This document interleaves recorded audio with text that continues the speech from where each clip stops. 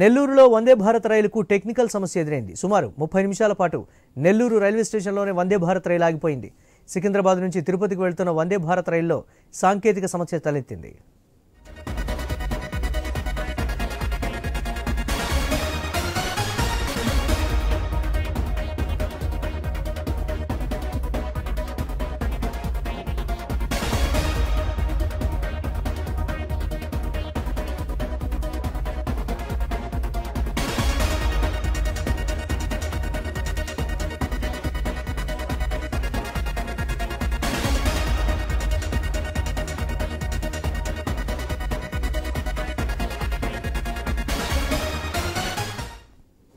వందే భారత్ రైలు తిరుపతి వెళ్తూ ఉండగా నెల్లూరులో సాంకేతిక సమస్యతో అరగంట పాటు నిలిచిపోయినటువంటి బ్రేకింగ్ న్యూస్ చూస్తున్నాం.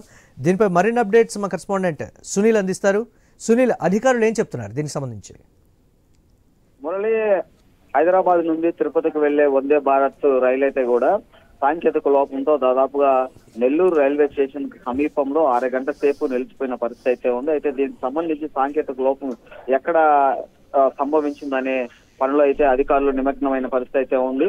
అయితే అరగంట దాటిన తర్వాత కూడా సాంకేతిక లోపం అయితే క్లియర్ కాకపోవడంతో కూడా ఇంకొక 5 నిమిషాలు కూడా, అంటే దాదాపుగా 35 నిమిషాలు వరకు కూడా నెల్లూరు రైల్వే స్టేషన్ లో ఉండే భారత్ రైలు అయితే నిలిచిన పరిస్థితి అయితే ఉంది. అయితే అధికారులు ఎలాంటి సమాచారం అయితే ఎవరికి ఇవ్వని పరిస్థితి అయితే ఉంది. అయితే దీనికి సంబంధించి అక్కడ ఆ వందే భారత్ లో ప్రయాణిస్తున్న ఓ ప్రయాణికుడు నెల్లూరులో ఓ వ్యక్తికి అయితే ఫోన్ చేసిన పరిస్థితి అయితే ఉంది. ఆ వ్యక్తి ఐన్యూస్ కి అయితే సమాచారం ఇచ్చాడు. సమాచారం ఇవ్వడంతో కూడా రైల్వే అధికారులను వివరణ అడిగే ప్రయత్నం అయితే నెల్లూరు జిల్లా ఐన్యూస్ ప్రతినిధి చేసిన పరిస్థితి అయితే ఉంది. అయితే వాళ్ళు ఫోన్ లిఫ్ట్ చేయకుండా పోవడంతో పాటు కూడా అధికారులు అక్కడ ఏ లోపంతో వందే భారత్ ట్రైన్ నిలిచిపోయిందనే విషయాన్ని అయితే పబ్లిక్ కి చెప్పని పరిస్థితి అయితే ఉందని కూడా దాదాపుగా చెప్పుకోవచ్చు. అయితే దీనికి సంబంధించి కూడా మరి కొద్దిసేపట్లో వందే భారత్ నెల్లూరు రైల్వే స్టేషన్ లో ఏ సాంకేతిక లోపంతో నిలిచిపోయిందో తెలుసుకునే ప్రయత్నం అయితే దాదాపుగా అందుకు చేస్తున్న పరిస్థితి అయితే ఉంది. అధికారులు కూడా